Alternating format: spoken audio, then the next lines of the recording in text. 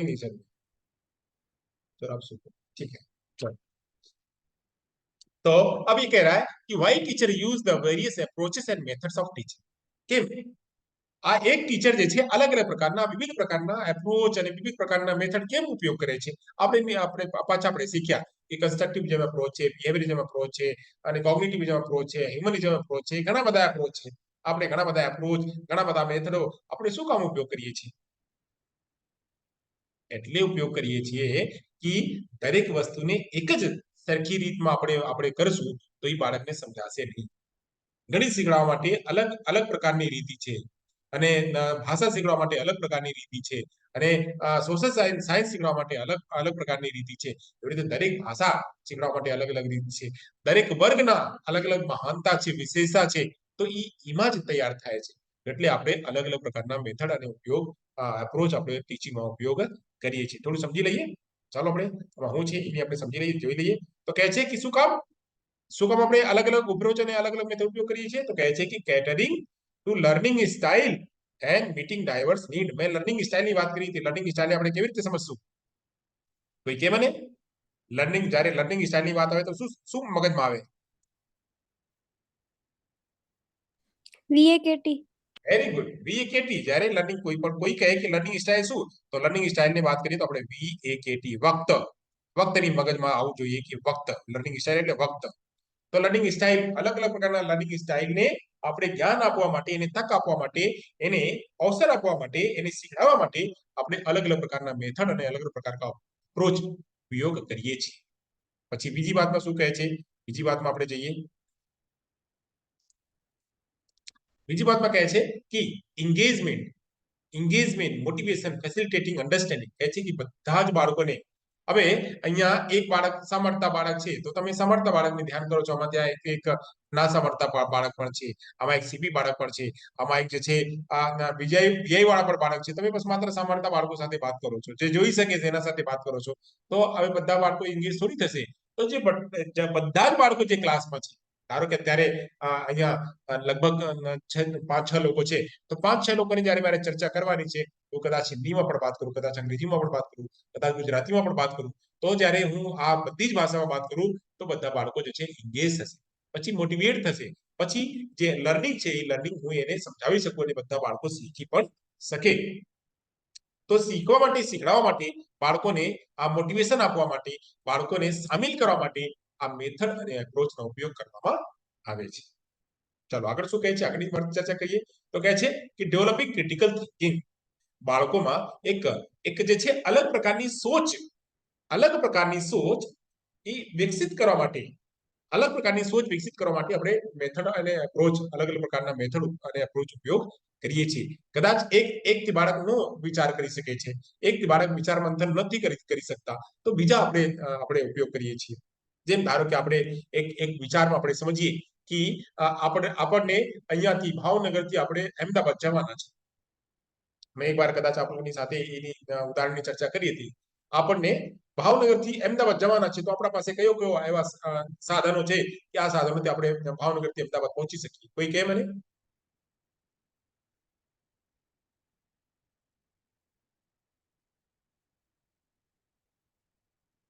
કયો ફટાફટ કયો, હજી ટાઈમ નથી આપણા પાસે, બહુ ઝડપી બતાવવાના છે. કેટલા થઈ ગયા? અરે 7:17 થઈ ગયા. અરે બસ 13 મિનિટ બાકી છે. ખેંચતા કેટલો લંબે ઝડપી ટાइम हो जाए છે. हाँ बोलो बोलो बोलो. सर भावनगर से बस हमें अहमदाबाद जाना है, तो हमारे पास ऐसे कौन कौन से साधन होंगे कि हम भावनगर से अहमदाबाद पहुंच जाए?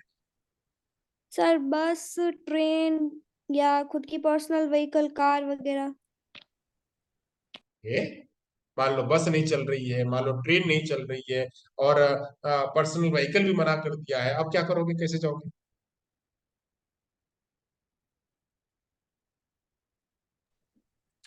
तो सर प्लेन. अब प्लेन भी बंद कर दिया, आप कैसे जाओगे? सर पैदल यात्रा. पैदल यात्रा करेंगे, और पैदल यात्रा में भी बैरिकेडिंग लगा दिया, तब क्या करोगे?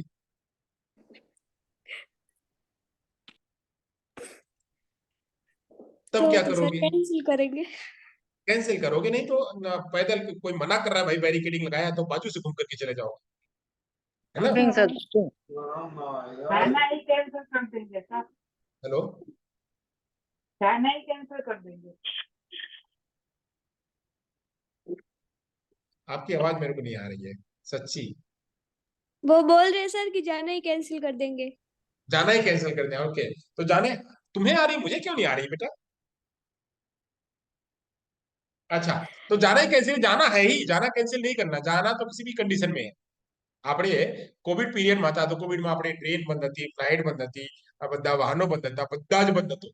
છતાં લોકો જતા હતા. આપણે ટ્રેનમાં જોતા હતા કે લોકો બેગ લઈને, ઝોલા લઈને, બાળકોને ખેંચીને લોકો જતા હતા પેદલ.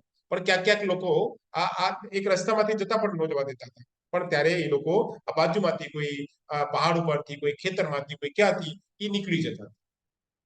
એટલે આ બધું અલગ અલગ રસ્તો છે. તો અલગ અલગ રસ્તો, ઈ અલગ અલગ રસ્તોથી બાળકોને શીખવા માટે તક આપવા, ક્રિટિકલ થિંકિંગના વિકાસ કરવા માટે આ અલગ અલગ પ્રકારના મેથડ અને અલગ અલગ પ્રકારના એપ્રોચ ઉપયોગ કરવામાં આવે છે. ચાલો આગળ જઈએ. બીજું શું છે કે શું કામ આપણે આ ઉપયોગ કરીએ છીએ? તો કહે છે એડેપ્ટિંગ ટુ ધ ટેકનોલોજીકલ એડવાન્સ.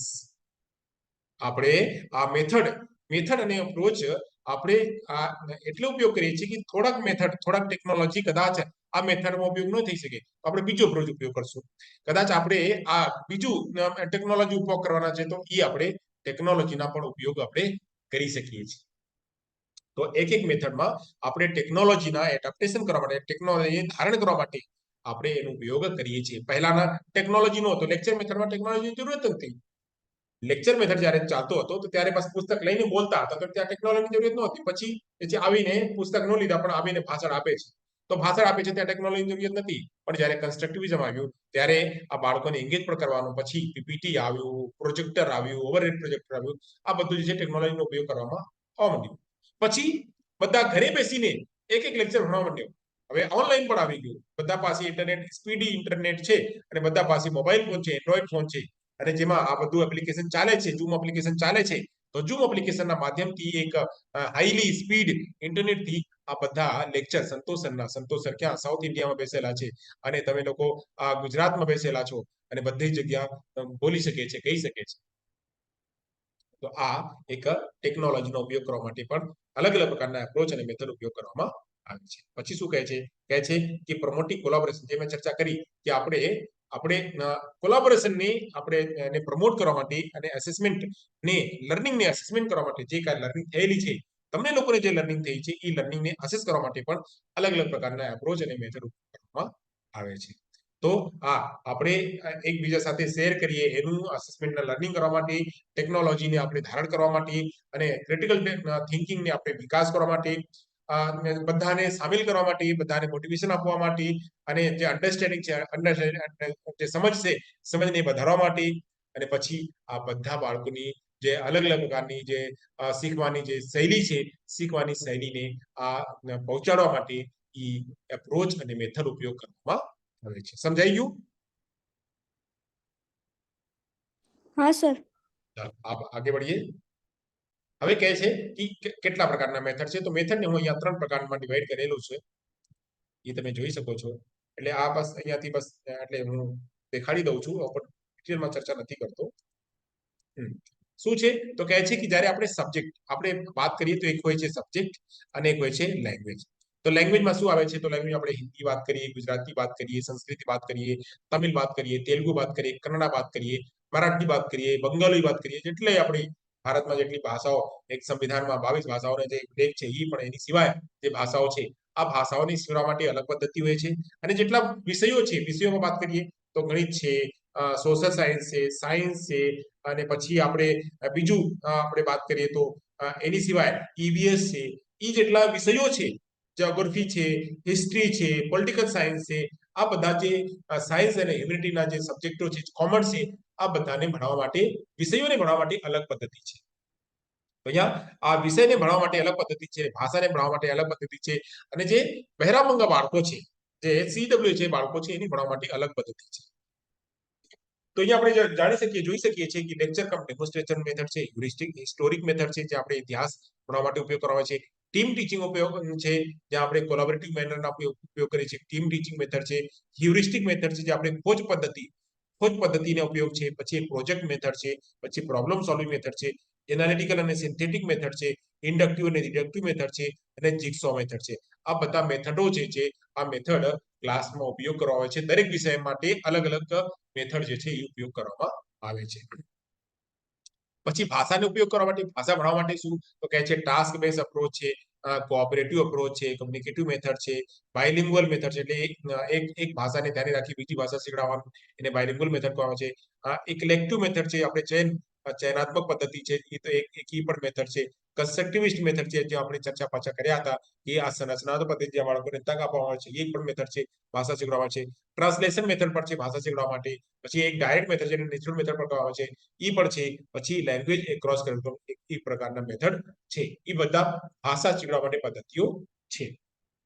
પછી કહે છે કે જે બહેરામૂંગા બાળકો છે, જે CW ચિલ્ડ્રન વિથ હિયરિંગ ઇમ્પેરમેન્ટ બાળકો છે, એને શીખવા માટે કઈ પ્રકારની પદ્ધતિ છે તો કહે છે કે ભાષા શીખવા માટે એક સ્ટ્રક્ચરલ મેથડ છે, એક નેચરલ મેથડ છે, એક કમ્બાઇન્ડ મેથડ છે, અને એક મેટર્નલ રિફ્લેક્ટિવ મેથડ છે, એને MRM મેથડ કહેવામાં આવે છે. એક MRM મેથડ માતૃત્વ ચિંતન વિધિ, માતાની જેમ માતા શીખડાવે છે બાળકોને, જે માતા બધી જ વાતોને વગર રડ્યા વગર ગુસ્સા કર્યા જે બાળકોને શીખડાવે છે, એ પ્રકારથી આ જે બહેરામૂંગા બાળકો છે એને ભાષા શીખવા માટે MRM મેથડ જે છે ઉપયોગ કરવામાં આવે છે. આ MRM મેથડ જે છે વેન ઉડ્ડયન દ્વારા બનાવવામાં આવે છે. કોના દ્વારા તો વેન ઉડ્ડયન દ્વારા. વેન ઉડ્ડયન જે છે આ પદ્ધતિ બનાવવા એને કીધું બાળકોને જ્યારે તમે શીખડાવો તો બાળકોને શીખવવા માટે આ એવી રીતે તમે શીખડાવો. MRM મેથડ માતા જે બાળકોને ભાષા શીખડાવે છે, માતા જે બાળકોને સંચે છે, એવી રીતે આ ટીચરને પણ માતાની જેમ શીખડાવવું જોઈએ. તો એ છે MRM મેથડ. તો અહીંયા આપણે શીખ્યા સબ્જેક્ટ માટે કયો મેથડ, ભાષા માટે કયો મેથડ, અને CW છે બાળકોને ભાષા શીખવા માટે કયો મેથડ. તો આ પ્રકારના મેથડ અહીંયા છે. સમજાઈ ગયા? હા સર. હવે આગળ જઈએ, આગળ આપણે ચર્ચા કરશું. હા, હવે આ જે છે એનું સ્ક્રીનશોટ લઈ લેજો તમે લોકો, કેમ કે એનું સામે એનો ગુજરાતી કરી લેજો. એના નામ કોણ મેથડ કયો આપેલા છે એ તમારા લોકોના સીટેટના એક્ઝામમાં અક્ષર પૂછે છે. તો કહે છે લેક્ચર મેથડ સૌથી પહેલા કોને આપ્યું તો લેક્ચર મેથડ જે છે ને પ્રાચીન સમયમાં જે છે જ્હોન ડેવી દ્વારા લેક્ચર મેથડ આપવામાં આવેલ છે. ડેમોન્સ્ટ્રેશન મેથડ કોને આપ્યું તો ડેમોન્સ્ટ્રેશન મેથડ જે છે આ સીમેન કનેપ દ્વારા આપવામાં આવેલું. હિસ્ટોરિક મેથડ કોને આપ્યું તો જે છે હેરોડોટસ દ્વારા એ હિસ્ટોરિક મેથડ આપવામાં આવ્યું. ટીમ ટીચિંગ કોને આપ્યું તો કહે છે વિલિયમ એલેક્ઝાન્ડર. હ્યુરિસ્ટિક મેથડ કોને આપ્યું તો હેનરી એડવર્ડ આર્મસ્ટ્રોંગ દ્વારા. એ જે છે સીટેટમાં પૂછે છે મિત્રો, એટલે એનું સ્ક્રીનશોટ લઈ લેજો અને એને ગુજરાતી કાં તો હિન્દી તમારી રીતે કરી લેજો. સૌથી પહેલા આ કોને આપ્યું, આ શ્રેય કોને જાય છે મેથડ બનાવવાનું અને આપવાનું, તો એ જે છે અહીંયા છે. પછી પ્રોજેક્ટ મેથડ છે William henry Patrick. Problem solving જે છે જોર્જ પાલ્યા. પછી કહે છે એનાલિટિકલ અને સિન્થેટિક કોને આપ્યા તો બર્નાર્ડ રસેલ. ઇન્ડક્ટિવ મેથડ કોને આપ્યું તો એરિસ્ટોટલ. અને ડિડક્ટિવ મેથડ કોને આપ્યું તો જે છે પ્લેટો. આ બધા મેથડો જે છે એ લોકો આપ્યા. પછી એની સિવાય 11 નંબરના જિગ્સો મેથડ જે છે સીમન કનેપ જે છે. મોન્ટેસરી મેથડ કોને આપ્યું તો મારિયા મોન્ટેસરી, મેં કાલે ચર્ચા કરી હતી.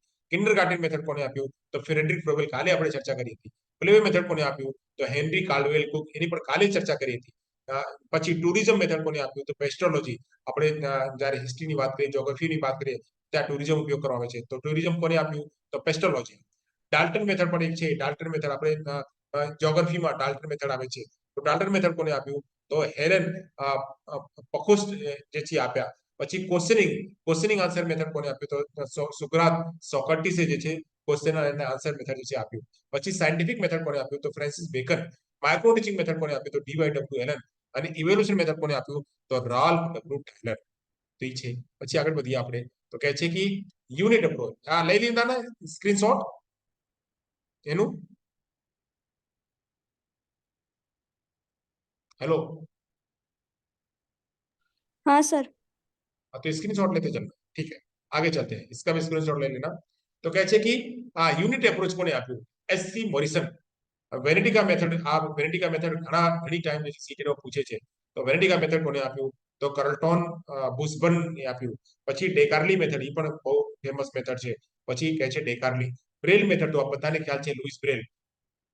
પછી પ્રોસેસ મેથડ કોને આપ્યું તો કેમેનિયસ ને આપ્યું. પછી કહે છે બેસિક એજ્યુકેશન સિસ્ટમ તો કોને આપ્યું તો મહાત્મા ગાંધી આપેલા. પછી સોશિયોમેટ્રિક મેથડ કોને આપ્યું તો જેકબ મોરેનો આપ્યા. પછી હર્બર્ટ મેથડ કોને આપ્યું તો હર્બર્ટ સ્પેન્સરે આપ્યા એના લેસન પ્લાનના મેથડ 5 તબક્કા લેસન પ્લાનમાં 5 તબક્કા છે એ બહુ ફેમસ છે તો એ જે છે હર્બર્ટ સ્પેન્સરે આપ્યા પછી જિગસો મેથડ તો આપણે ઇલિયટ એરોન્સન આપ્યા પછી સ્ટ્રક્ચરલ મેથડ કોને આપ્યું તો એ જે છે ચાર્લિસ કાર્પેન્ટર પ્રાઇસ એ જે છે સ્ટ્રક્ચરલ મેથડ એને આપ્યું એ આપણા પેરામૂંગા બાળકોને ભાષા શીખવા માટે સ્ટ્રક્ચરલ મેથડ ઉપયોગ કરવામાં આવે છે પછી કહે છે કે ડાયરેક્ટ મેથડ નેચરલ મેથડ કોને આપ્યું તો નેચરલ મેથડ જે છે મેક્સિમિલિયન બર્ટલિટ્ઝ જે છે આપ્યું પછી કહે છે મેટર્નલ રિફ્લેક્ટિવ મેથડ કોને આપ્યું તો વેન ઉડિયન મેં ચર્ચા કરી વેન ઉડિયન તો વેન ઉડિયને આપ્યા પછી ઇલેક્ટ્રિક મેથડ કોને આપ્યું તો હેનરી સ્વીટ એન્ડ હોરોલ પાલ્મર આપ્યા પછી grammar translation method classical method કોને આપ્યું તો કર્લ લોડ્સ આપ્યા પછી કોગ્નિટિવ કન્સ્ટ્રક્ટિવિઝમ મેથડ કોને આપ્યું તો જે છે જીન પિયાજે પછી social constructivist method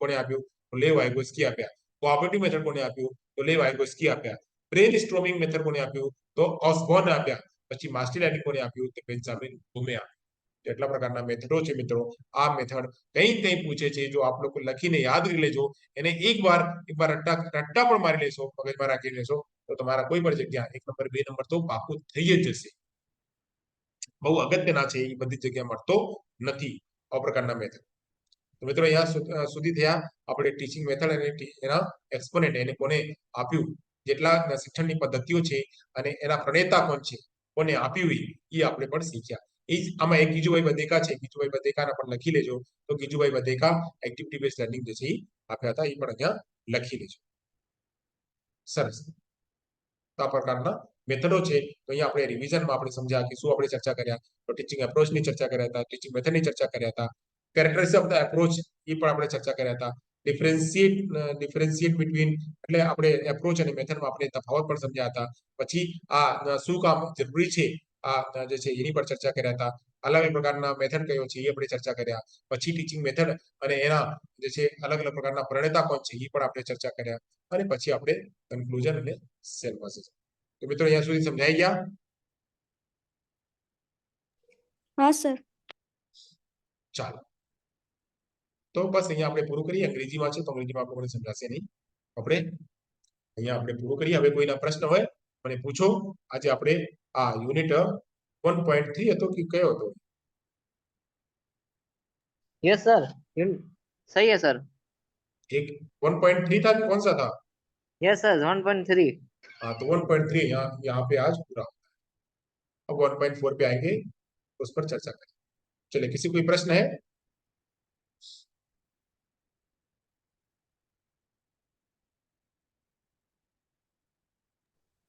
no sir हाँ स्क्रीनशॉट ले लिया थोड़ा उस पर प्रैक्टिस कर लेना और फिर नहीं समझ में आएगा तो अगली वाली क्लास में पूछ